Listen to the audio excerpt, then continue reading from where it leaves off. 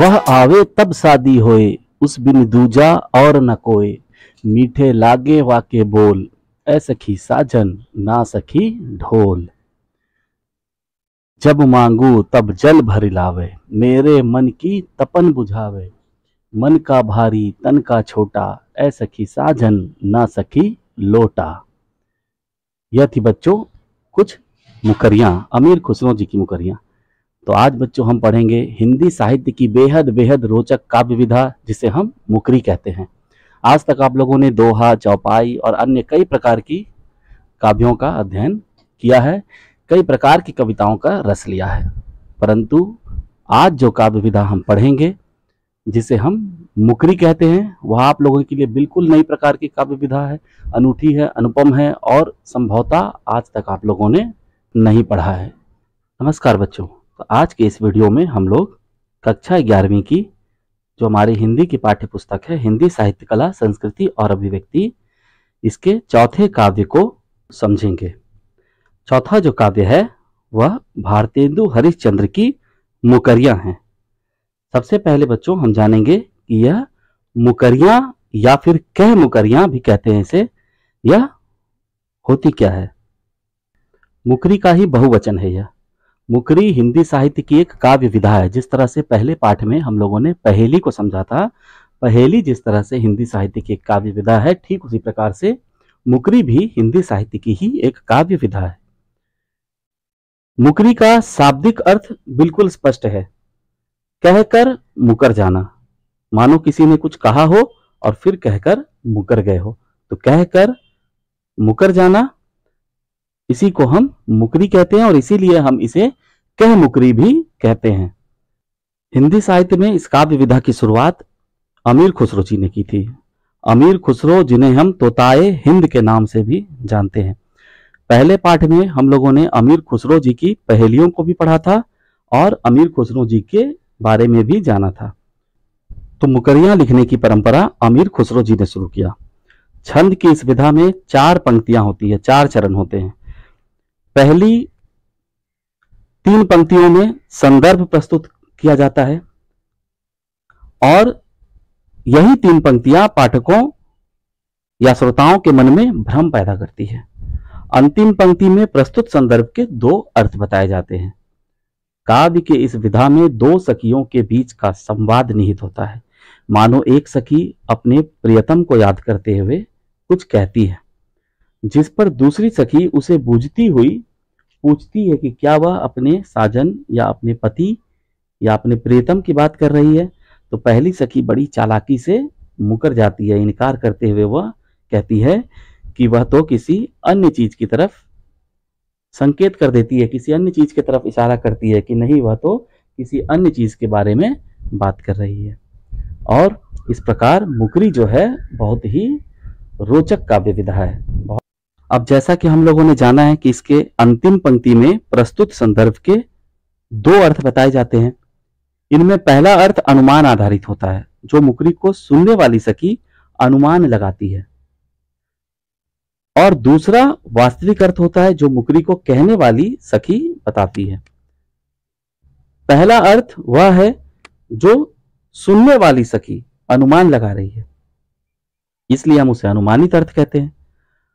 वह अनुमान पर आधारित होता है। लेकिन मुकरी को कहने वाली पहली सखी जो मुकरी को कह रही होती है, वह जो अर्थ बताती है वही उसका वास्तविक अर्थ कहलाता है। इसको अब हम लोग कुछ उदाहरणों को लेकर अच्छी तरह से समझेंगे।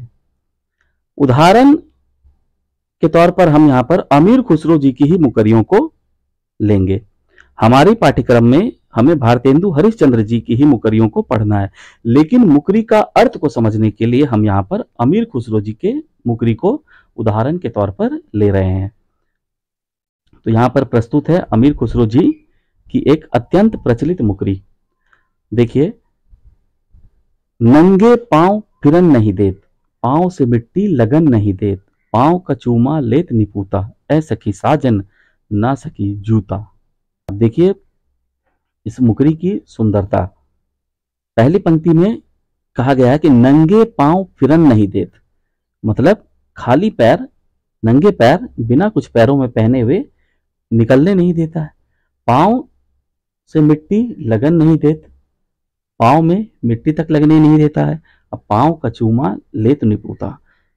अब इन 3 पंक्तियों को पढ़कर एक भ्रमजनक संदर्भ प्रस्तुत हो जाता है और इसीलिए जो सुनने वाली सखी है, जो सखी इस मुकरी को सुन रही है, वह यह अनुमान लगाती है कि शायद साजन या प्रियतम के बारे में या पति के बारे में यहाँ कहा जा रहा है।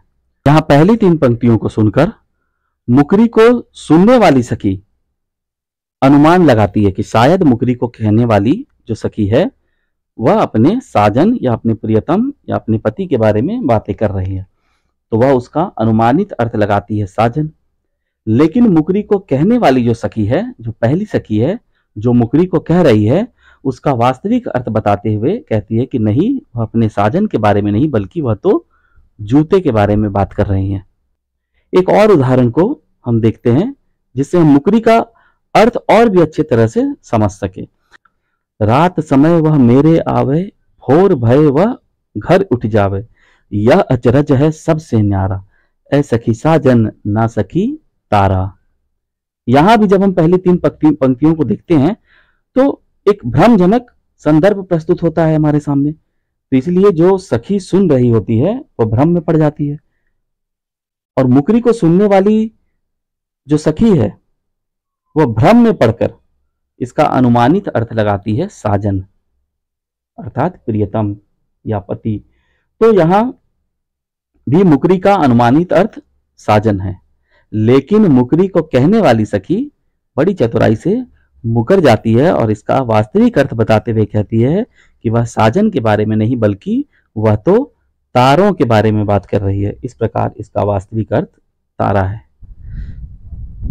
पहली पंक्ति में पहली सखी कह रही है कि रात जब होता है, रात के समय में वह मेरे पास आता है, भोर भय सुबह होने पर वह घर उठ जावे, वह अपने घर चले जाता है।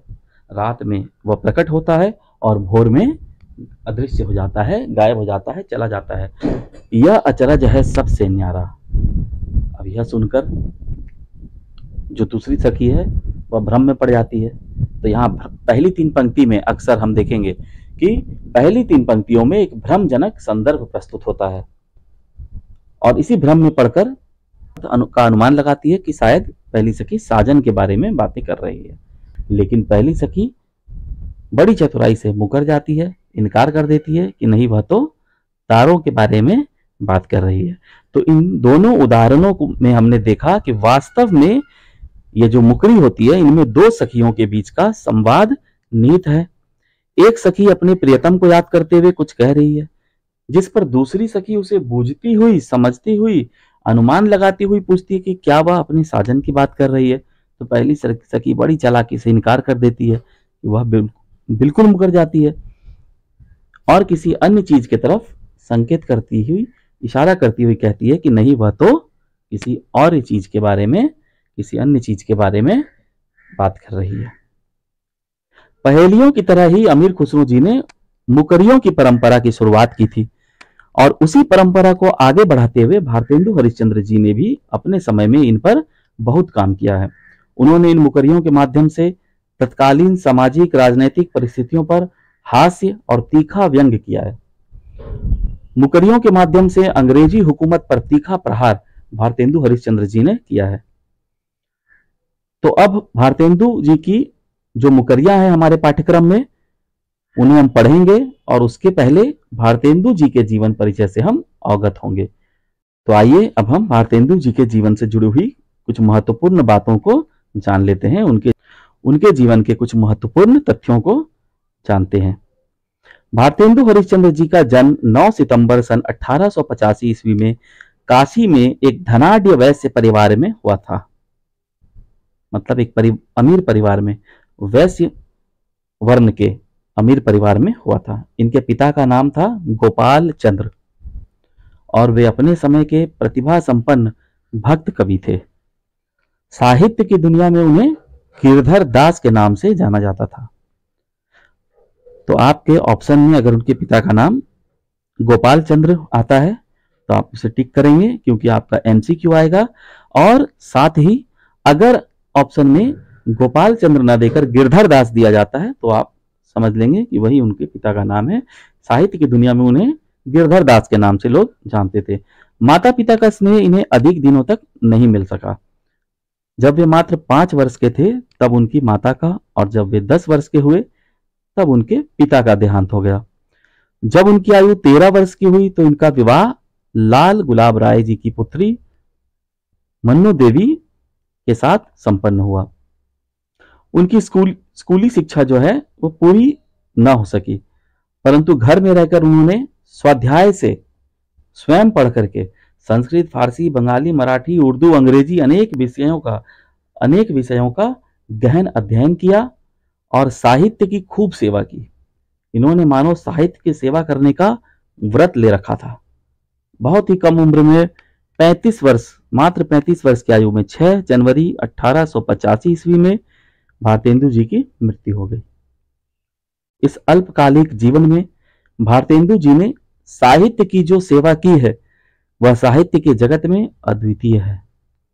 सन 1867 ईस्वी में इन्होंने कवि वचन सुधा और सन 1873 ईस्वी में हरिश्चंद्र मैगजीन का प्रकाशन और संपादन का कार्य प्रारंभ किया था। भारतेंदु जी बहुमुखी प्रतिभा के साहित्यकार थे। उन्होंने हिंदी साहित्य के अनेक विधाओं जैसे कि नाटक, उपन्यास, निबंध, कहानी, कविता, आख्यान, यात्रा विवरण, हास्य व्यंग, पत्र पत्रिकाओं के संपादन, प्रकाशन का कार्य किया। उनकी कविताओं में हम कुछ विशेषताओं को पाते हैं। उनकी जो काव्यगत विशेषता है, जैसे कि राष्ट्र प्रेम की बातें करना, समाज सुधार की भावना, भक्ति भावना भी हम देखते हैं, हास्य व्यंग भी देखने को मिलता है। भारतेंदु जी की जो भाषा है वह ब्रज भाषा और खड़ी बोली दोनों में ही भारतेंदु जी ने रचनाएं की हैं। इनके गद्य साहित्य जो है वो खड़ी बोली में, और इनके जो काव्य हैं मतलब पद्य साहित्य जो है वे मुख्यतः ब्रज भाषा में होती है। तो भारतेंदु जी की जो मुकरियां हैं जो हमारे पाठ्यक्रम में हैं उन्हें हम एक एक करके अब पढ़ेंगे और उसके अर्थ को समझेंगे, उसके प्रसंग को समझेंगे, उनकी विशेषताओं को जानेंगे। आपके एग्जाम में यह जो है एमसीक्यू केवल आएगा, इसलिए आप इसके अर्थ को बहुत अच्छे से, प्रसंग को बहुत अच्छे से ध्यान देकर के समझना। यहां जो पाठ है उसका शीर्षक दिया गया है मुकरियां। वास्तव में यह जो मुकरियां है यह सबसे पहले नए जमाने की मुकरियां शीर्षक से निबोधिता हरिश्चंद्र चंद्रिका के 11वें खंड में प्रकाशित हुई थी। यह बात याद रखना है। वास्तव में इसका शीर्षक क्या था? नए जमाने की मुकरियां। इसी शीर्षक से यह प्रकाशित हुई थी। किसमें प्रकाशित हुई थी? सबसे पहले निबोधिता हरिश्चंद्र चंद्रिका के 11वें खंड में, और इनमें कुल 14 मुकरियां हैं। कितनी मुकरियां हैं? 14। लेकिन हमारे पाठ्यक्रम में पूरी 14 मुकरियां नहीं दी गई हैं। तो आइए अपने पाठ्यक्रम में दी गई कुछ मुकरियों को एक एक करके पढ़ना प्रारंभ करते हैं।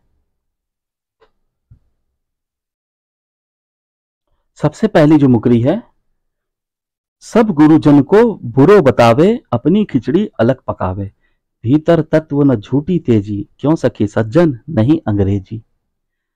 तो यहां हम स्पष्ट रूप से देख पा रहे हैं कि पहली 3 पंक्तियों में एक संदर्भ को प्रस्तुत किया गया है कि कोई है जो वक्ता के गुरुजनों को, उनके पक्ष के श्रेष्ठ जनों को बुरा बताते हैं, उनकी बुराई करते हैं, उनकी निंदा करते हैं और अपनी खिचड़ी अलग ही पकाते हैं। अपनी खिचड़ी अलग पकाना एक मुहावरा भी है, अर्थात अपना अलग ही राग अलापना, अपने अलग ढंग की ही बातें करना, दूसरों की बातों से इत्तेफाक न रखना, सहमति न रखना। तो कह रहे हैं कि सब गुरुजनों को बुरो बतावे, हमारे सभी गुरुजनों को वह बुरा ही बताता है, हमारे श्रेष्ठ जनों को वह बुरा बताता है, अपनी खिचड़ी अलग ही पकाता है।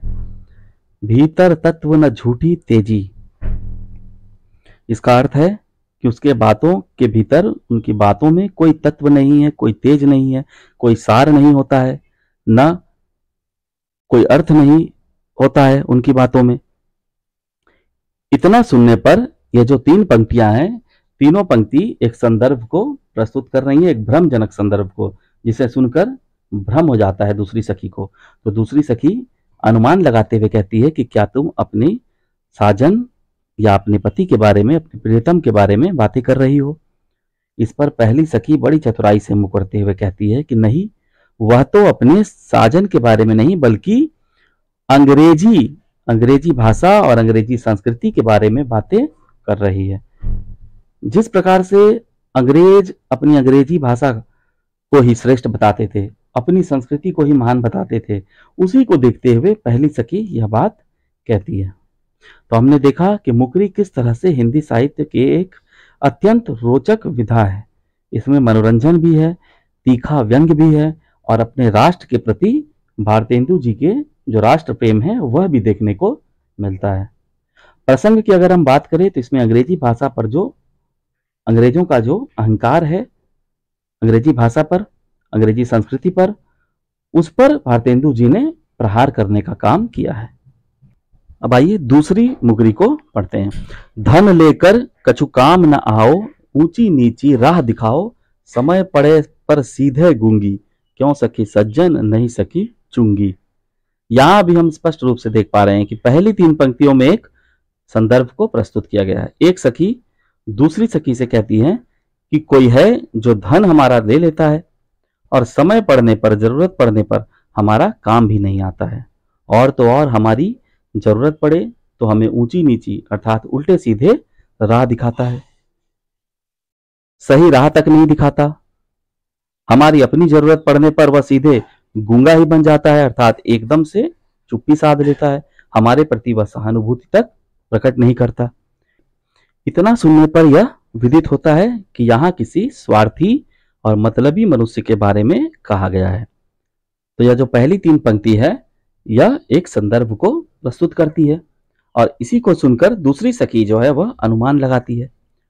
दूसरी सखी जो इसे सुन रही होती है वह पहली सखी से पूछती है अनुमान लगाते हुए कि क्या तुम अपने साजन के बारे में या अपने पति के बारे में बात कर रही हो। तो पहली सखी बड़ी चतुराई से मुकर जाती है और कहती है कि नहीं, वह तो अपने साजन के बारे में नहीं बल्कि चुंगी के बारे में बात कर रही है। चुंगी हम कहते हैं टैक्स को, कर को, हिंदी में हम टैक्स को कहते हैं कर। अब यहां भी हम देखते हैं कि भारतेंदु जी ने अंग्रेजी सत्ता पर, अंग्रेजी शासन पर, अंग्रेजी हुकूमत पर तीखा प्रहार किया है कि किस प्रकार से अंग्रेज सरकार जनता से टैक्स तो लेती है लेकिन जनता के भलाई के लिए कोई काम नहीं करती है, उन्हें कोई सुविधा प्रदान नहीं करती है, उनकी तकलीफ को नहीं सुनती है। तो भारतेंदु जी की इन मुकरियों में हम मनोरंजन के साथ साथ व्यंग्य और राष्ट्र के प्रति जो प्रेम है वो स्पष्ट रूप से देख पाते हैं।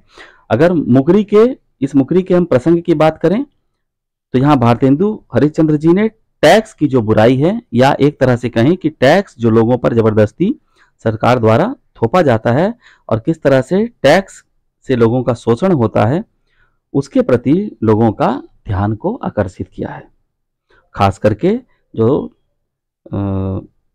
तत्कालीन जो अंग्रेजी हुकूमत थी वह किस तरह से लोगों से टैक्स वसूल रही थी और लोगों को बदले में सुख सुविधाएं नहीं प्रदान कर रही थी, उसी ओर उन्होंने लोगों का ध्यान को खींचा था। अब आइए हम लोग चलते हैं तीसरी मुकरी की ओर। सतह अठै मो घर आवे, तरह तरह की बात सुनावे, घर बैठा ही जोड़े तार, क्यों सखी सज्जन नहीं अखबार। अब यहाँ भी पहली 3 पंक्तियों में एक भ्रम पैदा किया गया है, एक संदर्भ को प्रस्तुत किया गया है जिसे सुनकर दूसरी सखी अनुमान लगाती है। क्या कहा गया है पहली 3 पंक्तियों में कि सतह अठै मतलब 7वें दिन या 8वें दिन मेरे घर पर आता है, कोई है जो 7वें 8वें दिन मेरे घर पर आता है और तरह तरह की बातें वह सुनाता है, तरह तरह की बात सुनावे। घर बैठा ही जोड़े तार, घर में बैठे बैठे ही वह दूर दूर तक संपर्क साध लेता है, मतलब घर में रहकर ही दूर दूर की बातें हमें बताता है। इन 3 पंक्तियों को सुनकर दूसरी जो सखी है वह अनुमान लगाती है कि वह पहली सखी शायद अपने पति के बारे में, अपने साजन के बारे में बातें कर रही है और वह पहली सखी से पूछती है अनुमान लगाते हुए कि क्या वह अपने पति के बारे में, अपनी साजन के बारे में बात कर रही है। तो पहली सखी बड़ी चतुराई से मुकर जाती है और कहती है कि नहीं, वह तो अखबार के बारे में बात कर रही है। तो देखिए यहाँ पर अखबार ऐसी चीज है जो हमें दूर दूर की खबरें बताती है। अच्छा, पहले के ज़माने में, उस ज़माने में जो अखबार है वह प्रायः साप्ताहिक हुआ करता था। सप्ताह सप्ताह में ज़्यादातर जो अखबारें हैं वह सप्ताह सप्ताह छपता था, और छप कर आने में भी समय लग जाता था, इसलिए 7वां तो कभी 8वां दिन भी अखबार पहुंचता था घरों में। 1-2 दिन अधिक समय लग जाता था उसे पहुंचने में। पहले शहर शहर में, गांव गांव में पहुंचने में, शहर शहर में, गांव गांव में पहुंचने में वक्त लगता था। इसीलिए कहा गया कि सतह अठै मो घर आवे, 7वें 8वें दिन वो मेरे घर पर आता है। अगर इस मुकरी के प्रसंग की बात करें तो इसमें, यह जो मुकरी है, इसमें भारतेंदु जी ने अखबार की जो सार्थकता है, अखबार का जो महत्व है, उस पर प्रकाश डाला है। अब आइए हम लोग चौथी मुकरी को पढ़ते हैं। भीतर भीतर सब रस चूसै, हंस हंस कै तन बन धन मूसै, जाहिर बातन में अति तेज, क्यों सखी सज्जन नहीं अंग्रेज। यहां भी हम स्पष्ट रूप से देखते हैं कि पहली 3 पंक्तियों में एक संदर्भ को प्रस्तुत किया गया है, एक भ्रमजनक संदर्भ को प्रस्तुत किया गया है, जिसे सुनकर दूसरी सखी अनुमान लगाती है। क्या कहा गया पहली 3 पंक्तियों में कि भीतर भीतर सब रस चूसे, मतलब अंदर ही अंदर वह हमारा कोई है जो हमारा शोषण करता है। हंसी हंसी कह तन मन धन मूसै, तन मन धन मूसना का अर्थ भी शोषण करना होता है। हमारा तन मन धन तीनों का शोषण करता है। और कैसे करता है? तो हंस हंस कह, मतलब हंस हंस कर। जाहिर बातन में अति तेज, जाहिर है का मतलब है स्पष्ट है, स्पष्ट है कि वह बातें करने में, बातें बनाने में अत्यंत तेज है, चालाक है, चतुर है। इन 3 पंक्तियों को सुनकर दूसरी सखी अनुमान लगाती है कि शायद पहली सखी अपने साजन के बारे में बात कर रही है। उसके पूछने पर पहली सखी बड़ी चतुराई से मुकर जाती है और कहती है कि नहीं, वह तो अंग्रेजों के बारे में बात कर रही है। तो देखिए यहाँ अंग्रेज जो है, उनके जो गुणों को भारतेंदु जी ने किस प्रकार से व्यक्त किया है कि अंग्रेज बात करने में बहुत ही तेज हैं, हंस हंस कर बात करते हैं ऊपर से, लेकिन अंदर ही अंदर वह हमारा शोषण करते हैं।